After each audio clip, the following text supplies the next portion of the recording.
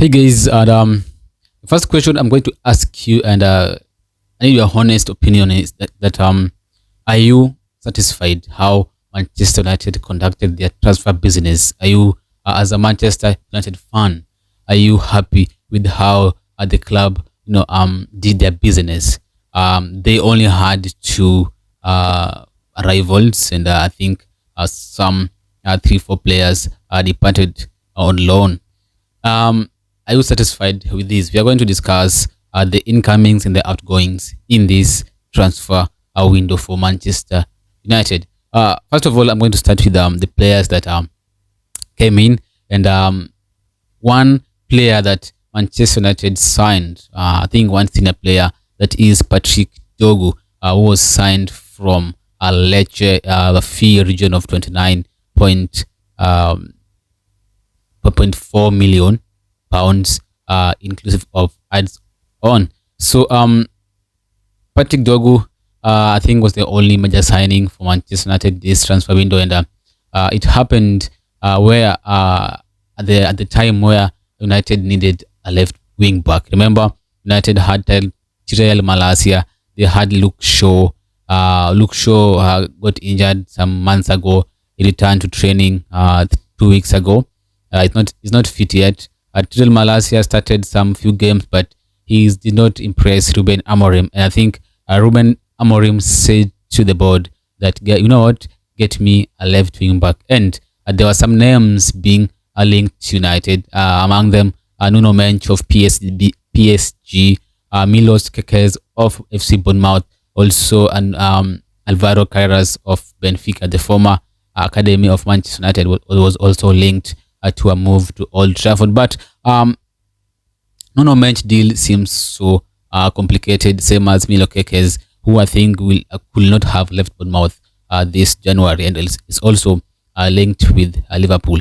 And Alvaro Carreras, I think Ruben Amorim that doesn't see him as a left wing back, but is more of a left back. So United narrowed down their search, and they decided to go for Patrick Dogu of Lecce and a region of 29.4 million pounds, and he came the first senior signing of Ruben Amorim and the Ineos.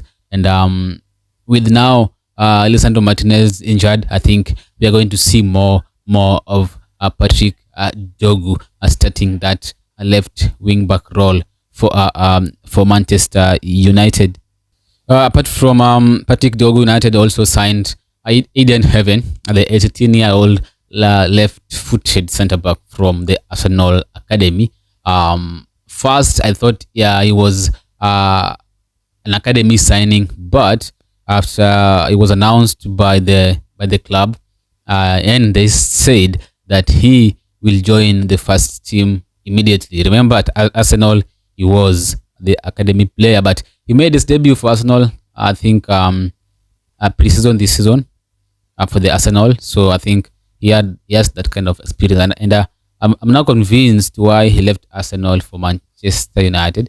I think he was promised first stream role rather than the academy, and he looked at our defense. He saw Lisandro Martinez, he saw Delict, Harry Maguire, he saw Lene Yoro, Victor Lindelof, and he said, I have a chance there because apart from Lisandro Martinez, who's now injured, Lene Yoro, and maybe I can say Delict, Maguire, he saw a chance, and I think that's why he decided to join the Red Devils instead of staying at Arsenal or moving to Frankfurt or maybe going to FC Barcelona. So Eden Heaven was signed from Arsenal, and the compensation fee was about 1.5 million pounds, and I think we are going to see him more now play because Alessandro Martinez was injured ACL.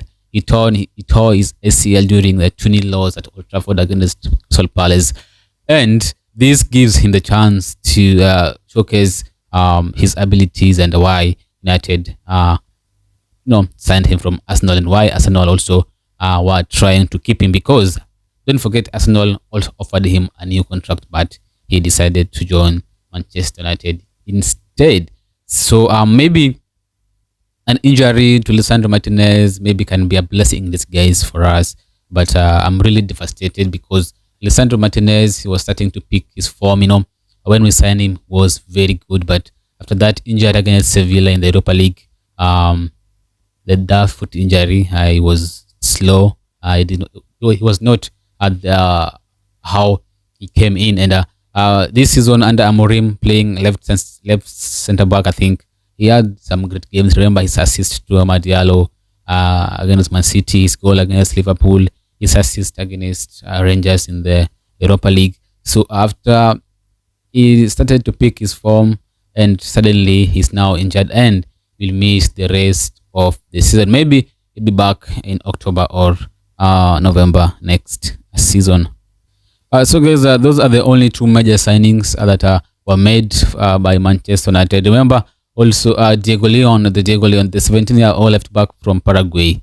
I think is also, I can also say, is among the players we signed this January. Although Diego Leon will join United in the summer of 2025, that is July. So only those two arrivals at the moment. That is Patrick Dogu, the left back, and Eden Heaven, the left wing back from Arsenal. 29.6 million, 1.5 million pound. That is what we spent this winter. Now talking about the outgoings, we saw some loan deals happening both in the senior rank and in the junior rank, where we had some academy players joining League 2 and League 1 clubs for minutes and experience. And also we have some players who left the club as far as the first team is concerned. And I'm going to start with Anthony. He came in under Ten Hag, I think 2022.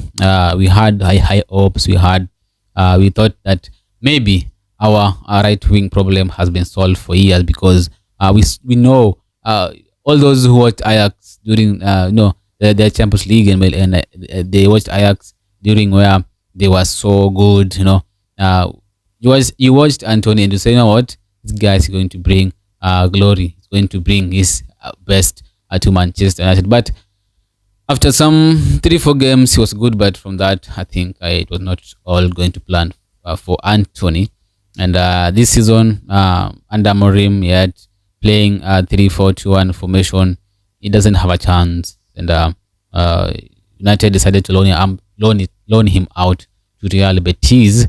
No loan fee involved, remember, but Real Betis are going to cover like 80% of his salary, and also there's no buyback option.